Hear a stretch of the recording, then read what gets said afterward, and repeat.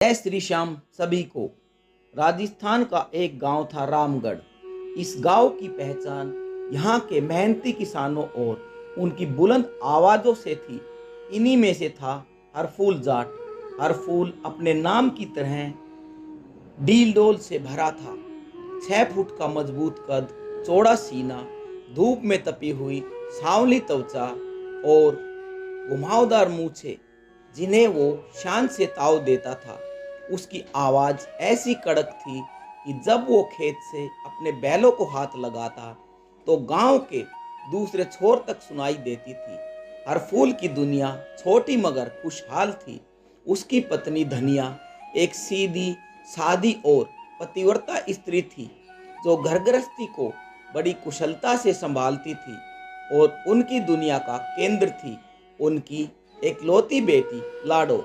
लाडो जैसा उसका नाम था वैसे ही वह पूरे घर की लाडली थी। जब वह घर के आंगन में दौड़ती तो उसकी पायल की छम छम हरफूल के कानों में शहद घोल देती थी। लाडो विवाह योग्य हो चली थी और हरफूल ने अपनी पगड़ी की इज्जत की सौगंध खाई कि अपनी बेटी की शादी ऐसी धूमधाम से करेगा कि पूरा इलाका देखता रह जाएगा।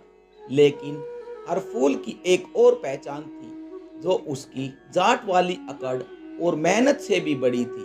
वो था खाटू वाले श्याम बाबा का अनन्य भक्त। वो भक्त नहीं, दीवाना था। उसके लिए श्याम बाबा मंदिर में विराजमान कोई पत्थर की मूरत नहीं, बल्कि उसके घर के मुखिया उसके हर सुख दुख के साथ थे। उसके घर की सबसे प्रमुख दीवार पर श्याम बाबा का एक बड़ा सा चित्र लगा था जिसमें शीश के दानी 3 बाणधारी अपने नीले घोड़े पर सवार मंद मंद मुस्कुरा रहे थे। हरफूल की सुबह उस चित्र के आगे दिया जलाने और शाम उस चित्र के सामने बैठकर दिन भर का हाल सुनाने से होती थी। वो बाबा से ऐसे बात करता जैसे कोई सबसे करीबी दोस्त या पिता से बात करता है। आज खेत में पानी दे दिया बाबा, फसल अच्छी लग रही है, तेरी कृपा बनी रहे। या आज लाड़ो की माँ से झगड़ा हो गया, तू ही समझा उसे। इस तरह की बातें उसकी रोजमर्रा की जिंदगी का हिस्सा थी। गांव के कुछ लोग उसकी इस भक्ति का सम्मान करते तो कुछ मन ही मन हंसते कि देखो मूर्त से बातें करता है। पर हरफूल को दुनिया की परवाह नहीं थी। उसका तो एक ही सहारा था, हारे का सहारा, बाबा श्याम। उस साल फसल बहुत अच्छी हुई थी। बाजरे की बालियां सुनहरी हो चली थी और हरफूल का मन अपनी लाड़ो के विवाह के सपनों से भरा हुआ था। उसने अपनी पत्नी से कहा, धनिया, इस बार फसल बेचकर जो पैसा आएगा उससे हम अपने लाड़ो के हाथ पीले करेंगे। ऐसा दहेज, ऐसा बोझ दूंगा कि सेठ धनीराम भी देखता रह जाएगा।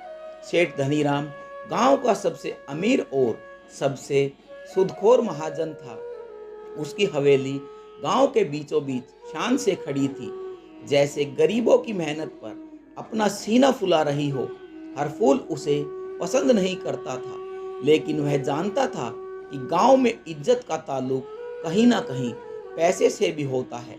उसने अपनी लाड़ो के सिर पर हाथ फेरा और कहा, मेरी बच्ची, तो चिंता मत कर, तेरा बाप तेरे लिए वो सब करेगा जो एक राजा अपनी राजकुमारी के लिए करता है।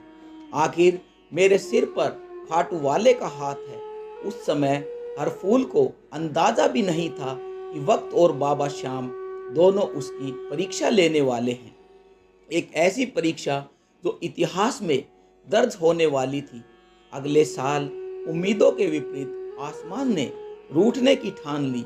आषाढ़ का महीना सूखा निकल गया। सावन आया तो काले बादल घुमड़ घुमड़ कर आते, उम्मीद जगाते, पर बिना एक बूंद बरसाए हवा के साथ निकल जाते। गांव के बड़े बूढ़े चिंतित होकर आकाश की ओर देखते और कहते, इस बार इंद्रदेव नाराज है। खेतों में पड़ी दरारें दिन पर दिन चौड़ी होती जा रही थी, जैसे धरती प्यास से अपना मुंह फाड़ रही हो। कुओं का पानी पाताल में उतर गया था। झोड़ और तालाब सूख कर ऐसे हो गए थे जैसे किसी विशाल जानवर के कंकाल हो। हर फूल ने अपने पिछले साल की सारी कमाई और कुछ जमा पूंजी लगाकर खेत में बीज तो बो दिया था, लेकिन अब वह बीज धरती की आग में जलकर खाक होने के कगार पर था। दिन हफ्तों में और हफ्ते महीनों में बदलने लगे। भादों भी सूखा निकल गया जब स्थिति भयानक हो चली थी। मवेशी प्यास और चारे की कमी से मरने लगे थे। लोगों के घरों में अनाज के भंडार खाली हो रहे थे। गांव में उदासी और निराशा की एक मोटी चादर बन गई थी। हर फूल हर रोज श्याम बाबा के चित्र के आगे खड़े होकर प्रार्थना करता। उसकी प्रार्थना में अब विनती कम, उल्हाना ज्यादा होता। समय के साथ हर फूल के घर की हालत भी बिगड़ने लगी। जमा पूंजी खत्म हो गई और अब 2 वक्त की रोटी का जुगाड़ करना भी मुश्किल हो गया था। लाडो की शादी की बात तो जैसे एक भूला हुआ सपना बन गई थी। सबसे बड़ी चिंता थी सेठ धनीराम का कर्जा, जो उसने बीज और खाद के लिए उठाया था। धनीराम का मुनीम हर रोज दरवाजे पर आकर खड़ा हो जाता। एक दिन तो धनीराम खुद अपनी बग्गी में बैठकर हरफूल के घर के सामने आ गए।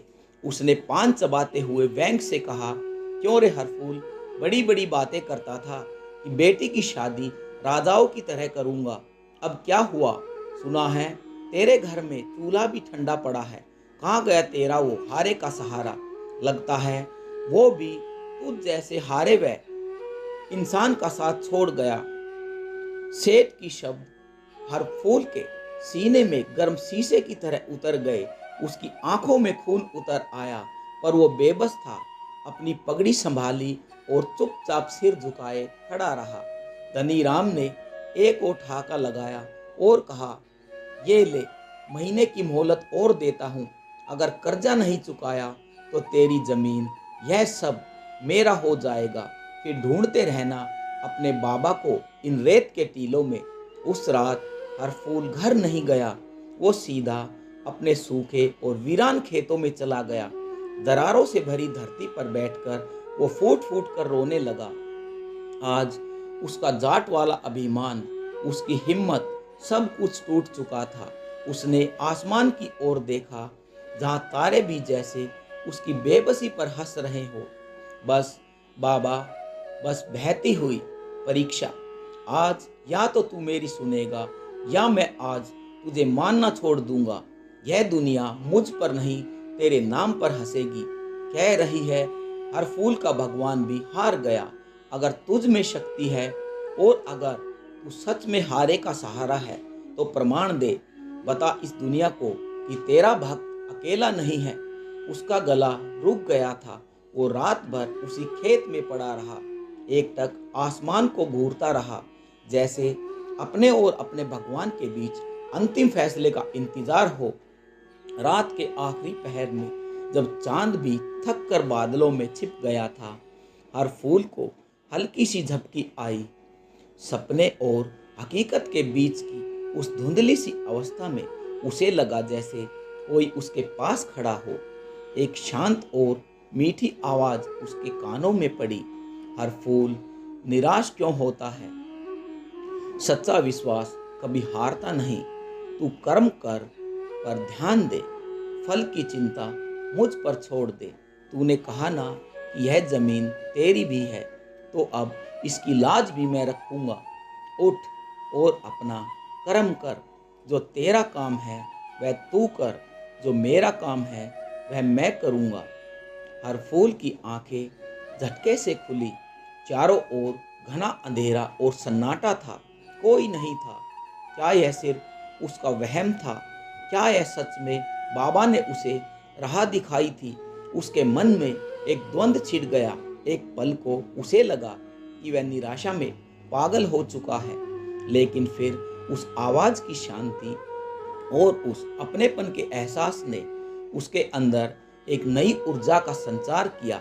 एक अजीब सी जिद, एक हट ने उसके दिल में जन्म लिया। ठीक है बाबा, वो मन ही मन बोला।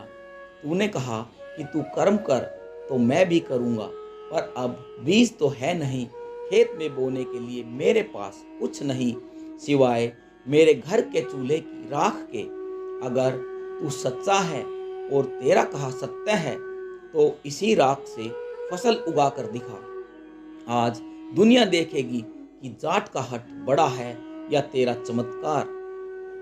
यह एक पागलपन भरा विचार था, एक आत्मघाती कदम। लेकिन हर फूल के लिए अब यह विश्वास की अंतिम परीक्षा थी, आर या पार। वो उठा और सीधा अपने घर की ओर चल पड़ा।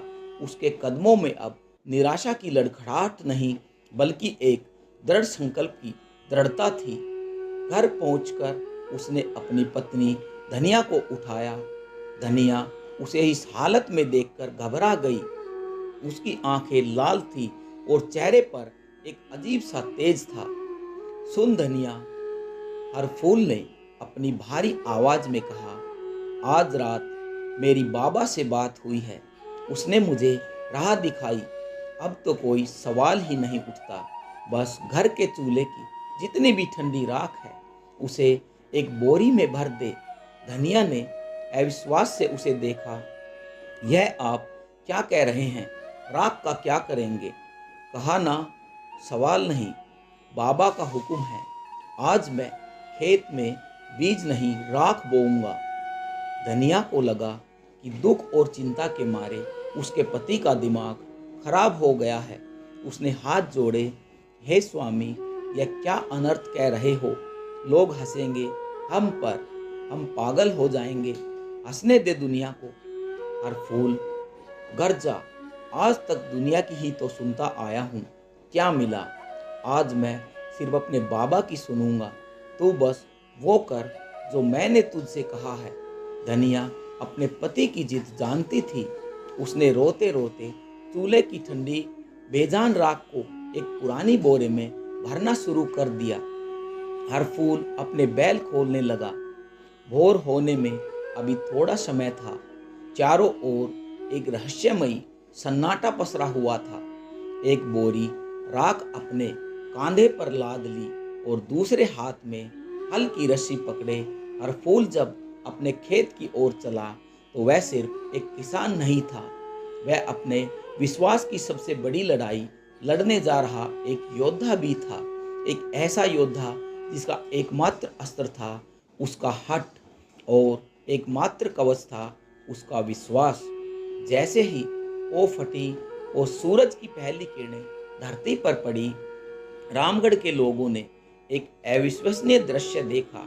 हर फूल जाट अपने सूखे पत्थर जैसे कठोर खेत में हल चला रहा था और उसके पीछे पीछे उसकी पत्नी धनिया बोरी से राख बिखेर रही थी। यह खबर गांव में आग की तरह फैल गई। जो जहां था वहीं से हरफूल के खेत की ओर दौड़ पड़ा। जल्द ही खेत के चारों तरफ लोगों की भीड़ जमा हो गई। कोई हैरान था तो कोई परेशान, पर ज्यादातर लोग हंस रहे थे। देखो, हरफूल तो सच में पागल हो गया है, एक ने कहा। दुख आदमी को क्या से क्या बना देता है। तो दूसरे ने उस पर दया दिखाई। अरे यह भक्ति नहीं, ढोंग है, लोगों का ध्यान खींचने का एक तरीका है। तो तीसरा बोला। तभी अपनी बग्गी पर सवार होकर शेठ धनीराम भी वहां आ पहुंचे। दृश्य देखकर वो जोर जोर से ठाके मारकर हंसने लगा।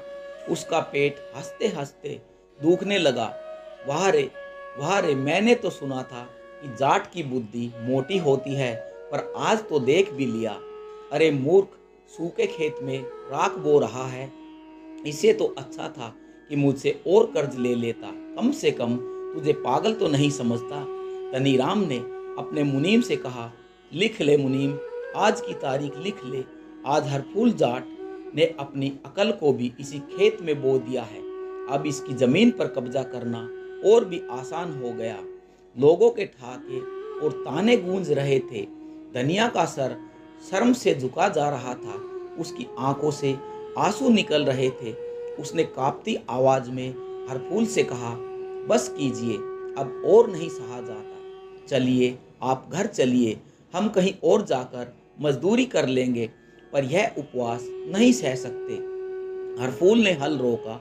उसने पलटकर धनिया की ओर देखा, फिर उस भीड़ की ओर देखा जो उसका तमाशा बना रही थी। उसकी आंखों में ना शर्म थी और न ही गुस्सा, एक अजीब सी शांति थी, एक अलौकिक आत्मविश्वास। उसने अपनी आवाज को जितना हो सकता उतना बुलंद किया और भीड़ से कहा, हंस लो, जितना हंसना है तुम हंस लो, आज तुम सब गवाह रहना। यह जो तुम सबको राख दिख रही है, यह राख नहीं, मेरे विश्वास के बीज है, और इन्हें पानी में नहीं, मेरा खाटू वाला श्याम देगा। अगर वह सच्चा है और मेरा विश्वास सच्चा है, तो इसी राख से मोतियों जैसी फसल उड़ेगी, और अगर ऐसा नहीं हुआ तो सब तुम मुझे इसी खेत में जिंदा दफना देना। यह हरफूल जाट का वचन है। उसकी आवाज में ऐसा दम था कि एक पल के लिए सारी भीड़ शांत हो गई। लोगों ने उसकी आंखों में पागलपन नहीं, एक ऐसी दृढ़ता देखी जो उन्हें अंदर तक कपा गई। धनीराम भी एक पल के लिए चुप हो गया, लेकिन फिर उसने खुद को संभाला और जोर से हंसने लगा।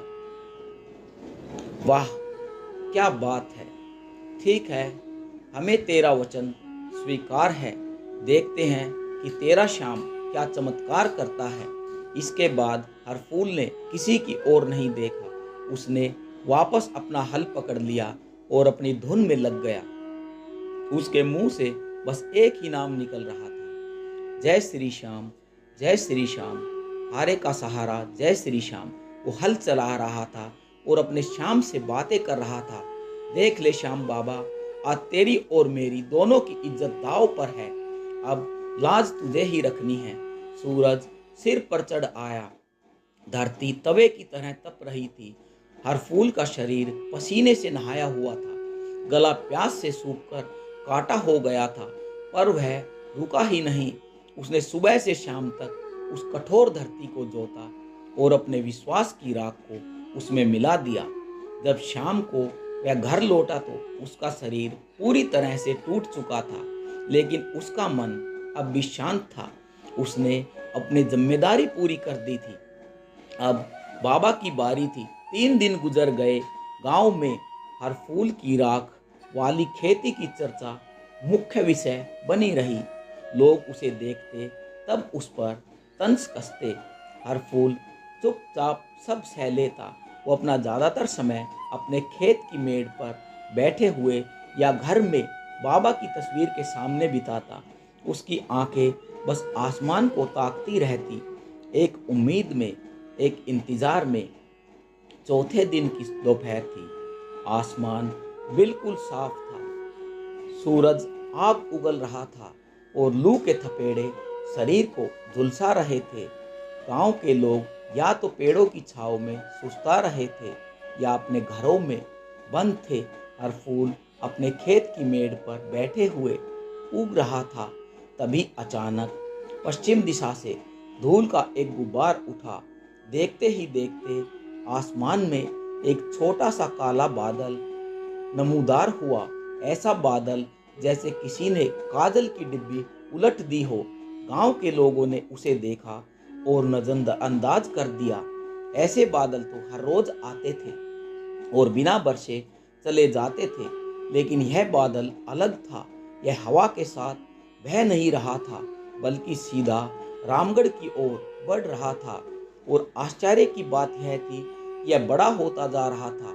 कुछ ही मिनटों में उसने एक विशाल काले छाते की तरह पूरे आसमान को ढक लिया था। दिन में ही रात जैसा अंधेरा छा गया। तेज हवाएं चलने लगी, जिनमें मिट्टी की सौंधी सौंधी खुशबू उठने लगी थी। पेड़ों ने जोर जोर से झूमना शुरू कर दिया। बिजली कड़कड़ाने की ऐसी भयानक आवाजें हुई जैसे आसमान फट जाएगा। गांव वाले घबराकर अपने अपने घरों से बाहर निकल आए और फिर वो हुआ जो रामगढ़ के इतिहास में एक चमत्कार के रूप में दर्ज हो गया।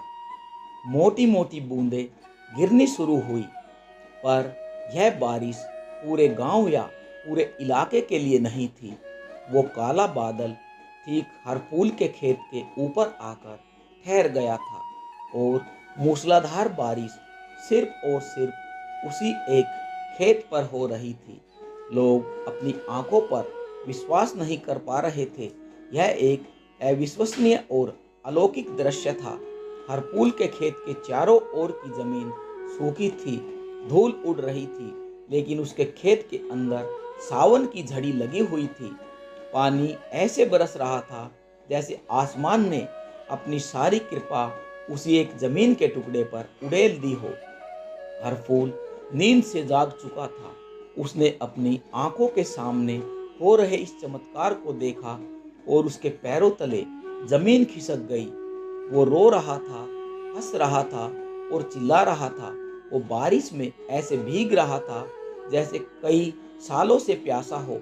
वो खेत की गीली मिट्टी में लौटने लगा और दोनों हाथ जोड़कर आसमान की ओर देखकर चिल्लाया, जय हो मेरे श्याम बाबा, जय हो मेरे श्याम बाबा। तूने मेरी लाज रख ली, तूने मेरे विश्वास को जिंदा कर दिया। तू सच में हारे का सहारा है। गांव वाले स्तब्ध खड़े हुए थे। उनकी हंसी, उनके ताने सब उस बारिश में जैसे धुल गए थे।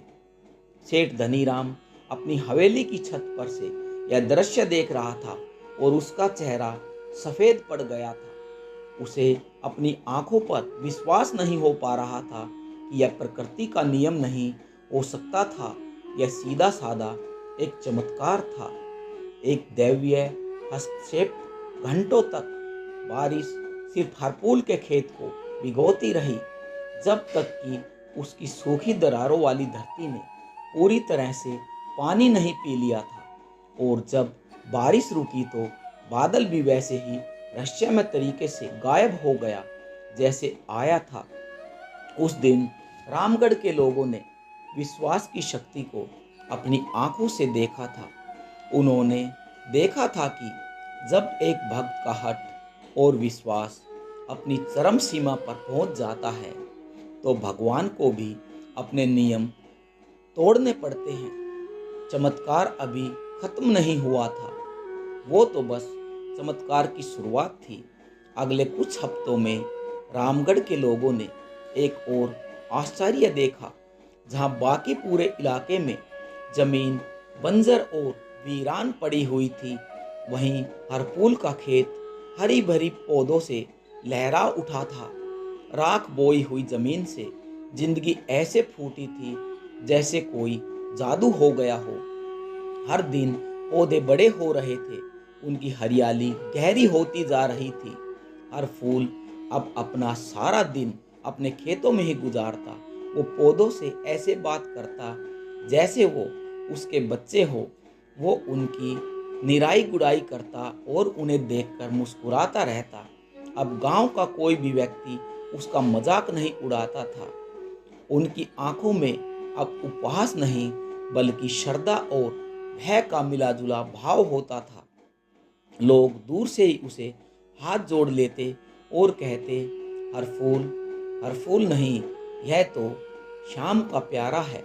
सेठ धनीराम कई बार छिप छिप कर उसके खेतों को देखने आता। हर बार उसके खेत की बढ़ती हुई रौनक देखकर उसकी छाती पर जैसे सांप सा लेट जाता। उसे अपना घमंड, अपने कहे हुए शब्द सब याद आते और वो शर्म से पानी पानी हो जाता। जब फसल पकने का समय आया तो एक अंतिम चमत्कार होना बाकी था। बाजरे की बालियों में जब दाने भरने लगे तो वो आम बाजरे के दानों जैसे नहीं थे। वो असाधारण रूप से मोटे, स्वस्थ और मोतियों की तरह चमकदार दाने थे। हर बाली दानों के बोझ से झुकी जा रही थी। ऐसी फसल उस पूरे इलाके में किसी ने अपनी जिंदगी में नहीं देखी थी। जब फसल कटाई का समय आया तो हर फूल के अकेले बस यही बात नहीं थी। गांव के कई लोग खुद पे खुद उसकी मदद के लिए आगे आ गए। वो इसे मजदूरी नहीं, सेवा मान रहे थे। फसल इतनी हुई कि उसे रखने के लिए हर फूल का घर भी छोटा पड़ गया था। कई सालों का अकाल एक ही फसल में पूरा हो गया था। फसल निकलने के बाद हर फूल ने सबसे पहला काम जो किया वो था एक बड़ी सी बैलगाड़ी में अनाज के बोरे भरना।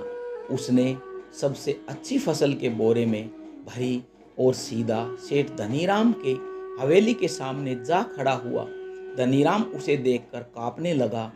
उसे लगा कि हरफूल अब उसका अपमान करेगा, लेकिन हरफूल के चेहरे पर घमंड का कोई नाम ही नहीं था।